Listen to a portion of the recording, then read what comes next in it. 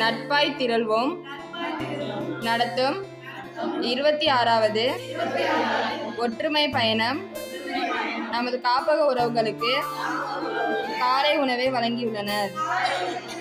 காலை உணவு வழங்கிய அன்பு சகோதரி எம் யோகா அவர்களின் செல்ல மகன் எம் அபி அவர்களுக்கு நன்றி. அவர்களும் அவருடைய குடும்பத்தாரும் நீண்ட ஆயுள், நிறை செல்வம், ஓங்கு புகழ், மெய்ஞானம் பெற்று வாழ்வாங்கு வாழ எல்லாம் வல்ல இறைவனை மனதார பிரார்த்திக்கிறோம். நன்றி. அபி அவர்களுக்கு இனிய பிறந்த நாள் நல்வாழ்த்துக்கள்.